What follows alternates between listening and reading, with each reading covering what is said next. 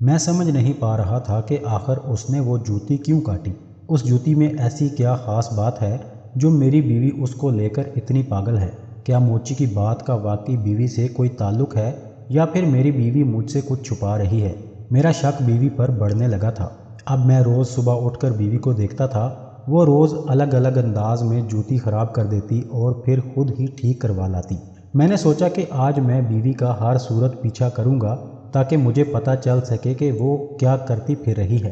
اس لیے آج میں تیار ہوتے ہی آفس کے لیے نکل گیا تھا۔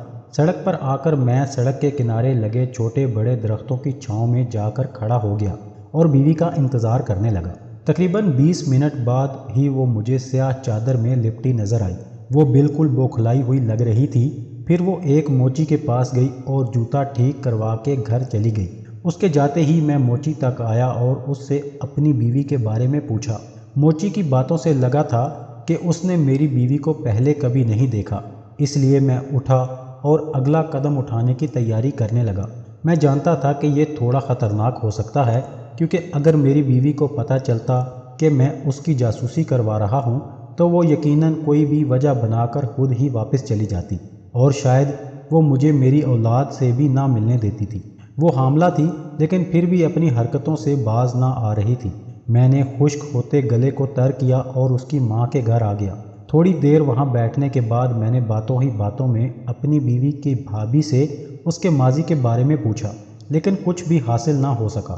وہاں سے نکل کر میں نے بیوی کے محلے والوں سے بھی اس کے بارے میں پوچھا، لیکن لوگوں کی باتوں سے لگتا تھا کہ میری بیوی کا ماضی صاف کورے کاغذ کی طرح ہے۔ دن بھر کی خاک چھاننے کے بعد میں گھر آ گیا اور خاموشی سے کپڑے تبدیل کر کے میز پر کھانے کے لیے آ گیا۔ کھانے کے دوران میں نے بیوی کو ترچھی نگاہ سے دیکھا تھا۔ وہ خوش نظر آ رہی تھی۔ خدا جانے ایسی کون سی چیز تھی جو مجھ سے چھوٹ رہی تھی۔ کبھی کبھار میرا ضبط جواب دینے لگتا تھا تو پھر دل چاہتا تھا کہ میں اسے طلاق دے دوں، لیکن پھر آنے والے بچے کا سوچ کر کڑوا گھونٹ پی لیتا۔ شک مجھے اندر ہی اندر کھوکھلا کیے جا رہا تھا۔ دن یوں ہی گزرتے رہے، اسی طرح چند مہینے اور گزر گئے۔ اب کی بار جب بیوی کی جوتی ٹوٹی تو بیوی نے مجھے سلائی کروانے کے لیے کہہ دیا، کیونکہ وہ خود تو جا نہیں سکتی تھی۔ میں جوتا لے کر گھر سے باہر نکلا اور بازار آ گیا۔ پہلے گھر کے لیے کچھ ضروری اشیاء خریدنی تھیں۔ میں جیسے ہی دکان سے باہر نکلا تو مجھے وہی موچی نظر آیا۔ اس سے پہلے وہ میری آنکھ سے اوجھل ہوتا، میں جلدی سے اس تک جا پہنچا اور اسے روک لیا۔ میں نے اسے اس دن کے واقعے کے بارے میں پوچھا جو بات اس نے مجھے بتائی۔ اسے سن کر میرے ہوش اڑ گئے۔ میں نے اس موچی کو اپنے ساتھ گھر چلنے کے لیے کہا اور اس کو اپنی بیوی کے بارے میں بھی بتا دیا۔ میں سچ تو جان ہی چکا تھا، لیکن میں پھر بھی بیوی سے سب جاننا چاہتا تھا کہ اس نے یہ سب کیوں کیا۔ موچی کو لے کر گھر آیا اور بیل دی۔ موچی میرے ساتھ ہی کھڑا تھا۔ جیسے ہی بیوی نے دروازہ کھولا تو اس کے ہوش اڑ گئے۔ وہ پتھرائی نظروں سے سامنے کھڑے شخص کو دیکھ رہی تھی۔ میں نے بیوی کا ہاتھ پکڑا اور گھر کے اندر لے آیا اور موچی کو بھی اندر آنے کا اشارہ کیا۔ میری بیوی اب بھی ساکت حالت میں کھڑی اسے دیکھ رہی تھی۔ میں نے غصے سے بیوی کا بازو جھنجھوڑ کر اپنی جانب توجہ مبذول کروائی تو اس نے بھری ہوئی آنکھوں سے مجھے دیکھا۔ کیوں کیا تم نے ایسا؟ مجھے دھوکہ دیا اور اس کو بھی دھوکہ دیا؟ کیوں؟ یہ میرے ماضی کا ایک پنہ تھا، میں اسے نہیں لانا چاہتی تھی۔ وہ روتے ہوئے بولنا شروع ہوئی۔ جب مجھے نیا موبائل لے کر دیا تو میں بہت خوش تھی۔ اسی خوشی اور جوانی کے نئے سر چڑھتے جذبوں کے زیر اثر میں نے بیشتر مردوں سے بات کی، لیکن یہ سب چند دن چلتا تھا۔ میں چند ہی دن میں ہر ایک مرد سے بیزار ہو جاتی۔ پھر میرے ٹکراؤ اس موچی سے ہوا۔ آہستہ آہستہ ہماری باتوں اور ملاقاتوں کا دورانیہ بڑھنے لگا تھا۔ مجھے نشہ سا ہو گیا تھا غیر مردوں کے ساتھ فون پر رابط بنانے کا، اس لیے میں نے اس سے بھی رابطے بڑھائے۔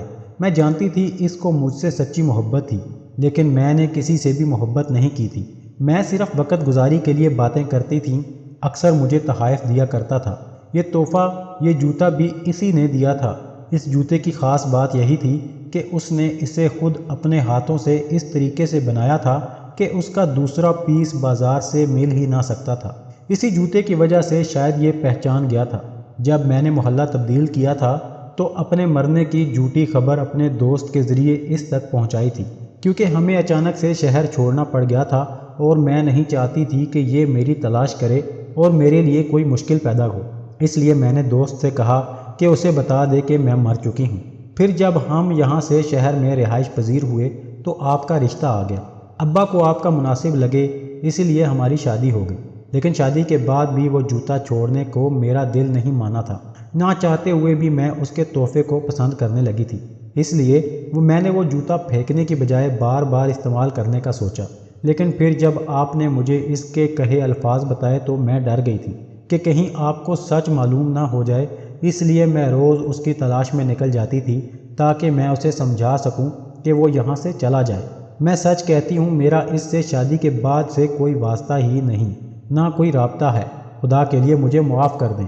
میری بیوی روتے ہوئے بولی۔ میں نے موچی کو جانے کا کہا۔ اس نے ایک دکھ بھری نظر سے میری بیوی کو دیکھا اور ہمیشہ خوش رہنے کی دعا دیتے چلا گیا تھا۔ میں بیوی کے جھکے سر کو دیکھنے لگ گیا۔ میں اسے طلاق نہیں دے سکتا تھا، اس لیے میں نے اسے معاف کر دیا۔ آج میرا ایک بیٹا ہے، لیکن میری بیوی کے ساتھ میرے تعلقات جوں کے توں ہیں، کیونکہ میں اسے معاف تو کر سکتا تھا لیکن دل میں دوبارہ سے وہ مقام نہیں دے سکتا تھا، کیونکہ اس نے جو بھی کیا غلط کیا تھا۔ اس نے کئی مردوں کو دھوکے میں رکھا تھا۔ میں مانتا ہوں کہ کم عمری اور جوانی اور خوبصورتی نے اسے بہکا دیا تھا، لیکن اس سے کہیں زیادہ غلطی اس کے ماں باپ کی تھی، جنہوں نے اس کی صحیح سے نگرانی نہیں کی تھی۔ لوگ کہتے ہیں سچی محبت صرف عورت کرتی ہے، لیکن ایسا نہیں ہے۔ سچی محبت کا تمغہ صرف عورت کے نام نہیں لکھا گیا، مرد بھی سچی محبت کرتا ہے، جسے اس موچی نے ثابت کر دیا۔ دوستو، یہ اس کہانی کا آخری حصہ تھا۔ مزید اچھی کہانیاں سننے کے لیے میرے چینل کو سبسکرائب کر دیں۔ شکریہ۔